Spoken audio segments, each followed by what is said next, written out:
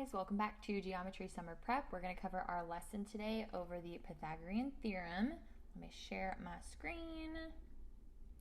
Okay, let's fill in these blanks up here first. So, the Pythagorean Theorem, very famous theorem. This is used to find the missing side of a right triangle, very specifically here. Okay, missing side of a right triangle. So Pythagorean theorem only works on a right triangle. And recall what a right triangle is. That's a triangle that has a 90-degree angle. All right, so we're going to reference this picture right here. Okay, our right triangle. Sides A and B are called the legs of the triangle. Okay, and our side C, this is known as the hypotenuse. This is always the one that's opposite your right angle, and it's always the longest side too. Okay, so side C is called the hypotenuse. All right, and then here it says for any right triangle, and this is when the theorem comes into play, a squared plus b squared equals c squared. A very famous theorem. You've probably seen this before. Some people learn this at the end of the year in Algebra 1. All right, let's talk about how to use this theorem to help us find a missing side of any right triangle.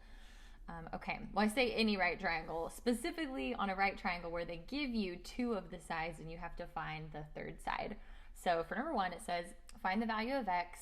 It says round each answer to the nearest tenth, but we are actually going to cross this out and we're going to simplify our radicals in the end because we just covered that lesson oversimplifying radicals. All right, so here, let's label our three sides, okay? So they give us a side 8 and 13. These two are clearly the legs. So we could say this one is our A and this one is our B, or you can switch that. A and B are interchangeable. The very, very important one that you label is the hypotenuse, the one that's opposite that right angle. So side X, the one we're looking for, happens to be our C value. All right, so if we write in Pythagorean theorem here, a squared plus b squared equals c squared, I would start with just writing out the theorem and then plugging everything into the correct spots.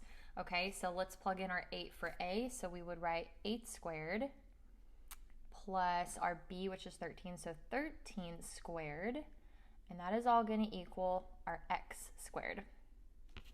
Okay, so now we've substituted all the values in, and now we just solve. This entire side, you could actually straight up plug into your calculator 8 squared plus 13 squared, and I'm going to go ahead and do that all in one step.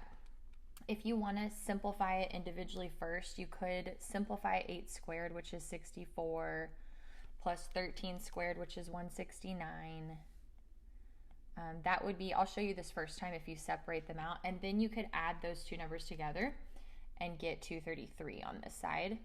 Or if you want to do it all in one step, I'm totally fine with that. Equals x squared. Okay, now you may have learned this in Algebra 1, but to get rid of a squared on a variable, you do the opposite thing, right? So opposite operation of squaring something would be taking the square root of something. So at this point, we're going to take the square root of both sides. Okay, so when you take the square root of x squared, the squared and the square root just cancel each other out and you're just left with x, which is what we want. And then if you take the square root of 233, if you put it in your calculator, you'll get a decimal because it's not a perfect square. And I don't believe it simplifies either. You could try, but I don't think it does. So we're going to leave our answer as the square root of 233. And I'm just going to switch that around over here and put the x first. Square root of 233, and that is our hypotenuse, our x. Let's try another one. Okay, number 2, very similar type of problem. You could label your A and your B as the two sides they give you right here. So 27 could be our A, 22 could be our B, and then clearly this one opposite the right angle is our C. Okay, so if we fill in our A squared plus B squared equals C squared, we could plug in 27 squared plus 22 squared equals x squared. It's a really ugly 22, I apologize. And I'm going to actually plug in this whole thing straight into my calculator. I wouldn't recommend doing it on just like a normal cell phone calculator, but if you have a graphing calculator or the Calculate 84 app, that works really well too. 27 squared plus 22 squared. I press enter. I get a bigger number here. Oops, that's right, in a different color. 1,213 equals x squared. Big number. Okay, and then we know we take the square root of both sides so we can get rid of the squared on that x, which they will cancel right there. And I'm going to go ahead and flip it around on this next step. So I'm just going to put the x over here and say x equals the square root of 1,213. And if we take the square root of that in our calculator, you do get a decimal. It's approximately like 34.8. I don't know if you can see that. And I don't think that one actually simplifies either. You can always try the calculator trick of simplifying the radical, but I believe that is our final answer. All right, takes us to number 3. And this one is a little bit different. So carefully label the sides. If you look at the two legs of the triangle, that would be here and here. The two legs are like where they come together to form that right angle. And then this one would be our hypotenuse. So this is going to be our C value. So let's label that as C first off. And then the others, you could say, you could make the X the A, the 7 the B. Again, those two are interchangeable. So filling this into our Pythagorean theorem equals C squared. Let's go ahead and plug in the X for the A. X squared plus 7 squared equals 9 squared. And solving this one will be slightly different because we don't have like all the numbers on one side of the equal sign. So let's go ahead and simplify the 7 squared and the 9 squared. So I could write x squared plus 49 equals, that would give me 81. And then we're just solving like a normal equation. So we would subtract that 49 from both sides now. Minus 49, minus 49. 81 minus 49, that's going to give us 32. So these will cancel. Bring down our x squared equals 32. And then it's the same step to get rid of the squared. We're going to take the square root of both sides. So those will cancel. We'll get x equals, so square root of 32. It's not a perfect square, but we can simplify this one. I think we did this on the other sheet actually. Let's pull it over here. So square root of 32, if we branch that out, the largest perfect square that goes into 32 would be 16, because we can do 16 times 2. And then if we take the square root of 16, that is 4. So this becomes 4 square root 2. Final simplified answer. Good job. Okay. And then number 4, just an extra little practice one here. Now this one has decimals, and if they give you decimals, it's okay to have a decimal answer in the end. So let's label our sides, specifically our C value. That's the one I always want you to find. So let's locate our right angle. The side opposite that is going to be our C. Okay, so the 30.5 is for sure the C. And then I'm just going to say this is my A and this is my B. So we got a squared plus b squared equals c squared, and let's plug in all our numbers here. So I'm going to do x squared plus 19.1 squared equals 30.5 squared. Okay, this is going to be a lot of calculator work. Let's plug it in. 19.1, if I square that, let me bring the x squared down. I get 364.81. Cool. Okay. The other side, 30.5 squared, is going to give me this 930.25 number. And then we're going to subtract the 364 from both sides. I'm going to kind of combine steps here. So I'm going to put x squared equals, and in my calculator, I'm just going to subtract these two. 364.81. Okay, and we end up with 565.44. All right, and of course we're going to take the square root of both sides, and I'm going to get x equals. Now, you're not going to try to simplify the square root of a decimal. You're just going to take the square root of it in your calculator and round it if it needs to be rounded. So let's do the square root of that number in our calculator right here. And I'm just going to do one decimal place. It didn't tell us, said to the nearest tenth. So let's just go 23, about 23.8 if we round it. Okay, that is basic Pythagorean theorem, y'all. So that is the part that you may have learned before. This next part is probably going to be the new part for you, and this is what you're going to for sure do in geometry.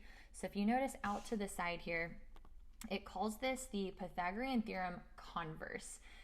We're not going to talk a lot about converse right now because that's actually an entirely new unit, but I'm going to show you how to use this thing in a different way, the Pythagorean Theorem. So not only can you use the Pythagorean Theorem to find missing sides, but you can almost like work backwards and use it to figure out if you're dealing with a right triangle. And if you're not dealing with the right triangle, then is it acute or obtuse? So you can use the Pythagorean Theorem to figure all that out. I'm going to show you how. So it says, it's got like 3 bullet points here that we're going to fill in. Given a triangle with sides A, B, and C, it says if blank, then the triangle is blank. Okay, so I'm going to actually write the Pythagorean Theorem, but I'm going to write it backwards. So instead of if a squared plus b squared equals c squared, I'm going to switch the sides of the equation and say if c squared equals a squared plus b squared. Notice that is the exact same thing, right? I just switched the 2 sides, so I'm not switching the value. There's a reason we do it this way. I'll explain that in a few minutes. Okay, so if c squared does equal a squared plus b squared, like if that works out, then it means it's a right triangle because we know the Pythagorean Theorem only works on right triangles. So we'll say then the right triangle, or sorry, then the triangle is right. Okay, now we're going to test out 2 other things. So let's say c squared does not equal a squared plus b squared. Let's say that c squared is greater than a squared plus b squared. Okay, if this happens, and you might be like, wait, how does that happen? You'll see whenever we look at some examples. If this side is greater than this side, then the triangle is obtuse. So it's not a right triangle, it's an obtuse triangle. Okay, and you can imagine what this last one is. If we evaluate it and we see that c squared is less than a squared plus b squared, then our triangle is acute. Okay, now it is possible that, because they're going to give you like 3 numbers, you can kind of look down at number 1 here, and they want you to decide which kind of triangle it is, but, this is a big but, it is possible that you're not dealing with a triangle at all. So that is the first thing we're going to have to check for, okay? So if you read through the directions, it says, first determine if the 3 side lengths could form a triangle. So I'm going to show you how to do that. That's very easy, but I made a little note about it off to the side. If you want to jot that down, you can just pause this, write this down so you don't forget this. So we'll first decide if we're even dealing with a triangle at all. And then, if so, we'll decide which type of triangle it is. Okay, so I put an important little note here. Let's read through this. It says, note, the 2 smallest sides added together must be bigger than the 3rd side. If not, then it's not a triangle. Let me give you an example because this actually makes sense. I can't form a triangle with just any 3 side lengths in the world, right? Like if I said, let me just make up an example. You don't have to draw this. Let's say I have a stick that's like, I don't know, 10 inches long. And then I have another little stick and I put it on the end and it's like 2 inches long. And then I have a 3rd stick and I put it on the end here and let's say it's, I don't know, 3 inches long. Do you see how there's always going to be a gap? Like there's no way I could bridge that gap to form a triangle at all. And the reason why is if I add 2 plus 3, I get 5. If that number, the 2 smallest ones added together, is not bigger than the 3rd number or the 3rd side, this will never form a triangle, okay? So let me erase that.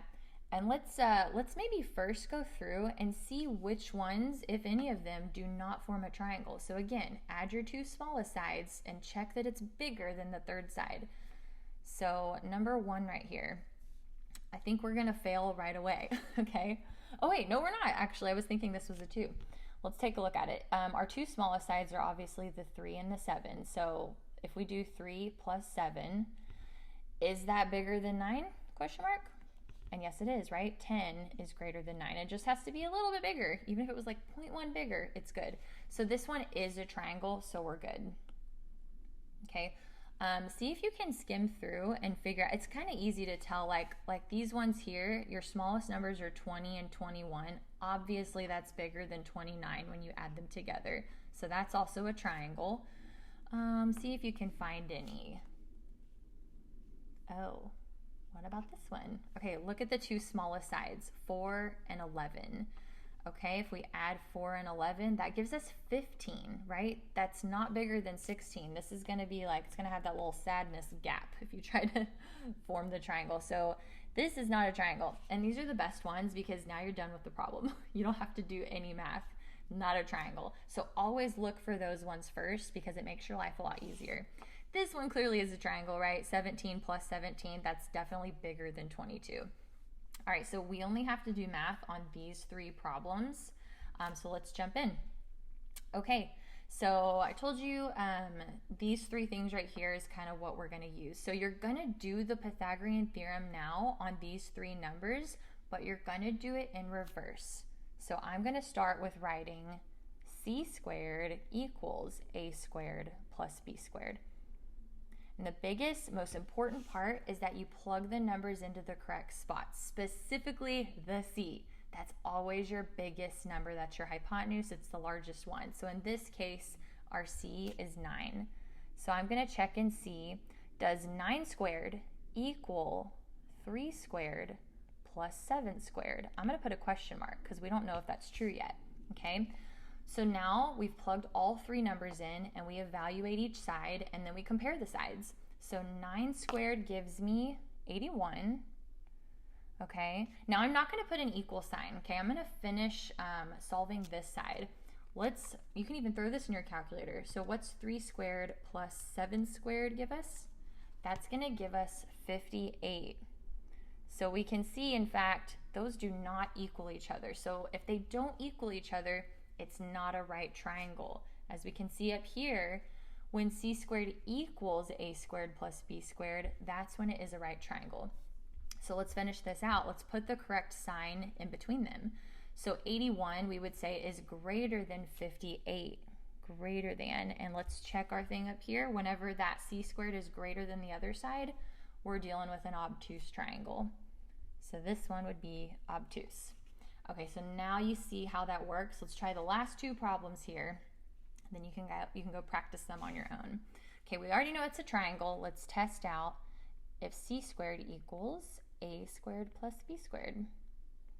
All right, so our c is our largest number. In this case, that is 29. So we're going to check and see, does 29 squared equal 20 squared plus 21 squared? Put a question mark. That is the question. All right, let's go to our calculator. 29 squared. Just going to press enter. I get 841. 841. Now, I'm not going to put my equal sign. This is just how I choose to do it. And I'm going to plug this whole side into my calculator. So let's see. What's 20 squared plus 21 squared? I get 841. All right, 841 on both sides. So they do equal each other, which means the Pythagorean theorem worked. So this is a right triangle. Easy enough. Okay, our last one, number 4. We already determined this does form a triangle. Let's see what kind. C squared equals a squared plus b squared. Okay, our largest number is 22. Let's plug that in for c. Let's see if 22 squared equals 17 squared plus 17 squared. Question mark. All right, 22 squared in our calculator. That gives us, oh, I am writing with an eraser. That gives us 484. I'm going to leave some room and let's check to see, does 17 squared plus 17 squared, what's that give us? We get 578. Okay, they definitely don't equal each other. Let's put the appropriate sign. 484 is definitely less than 578. And we can look up here, whenever the c squared is less than the other side, it's an acute triangle. Acute triangle. Okay, that's it. That covers Pythagorean theorem and converse of Pythagorean theorem. So hopefully you followed that. Go do some practice problems and I will see you next time.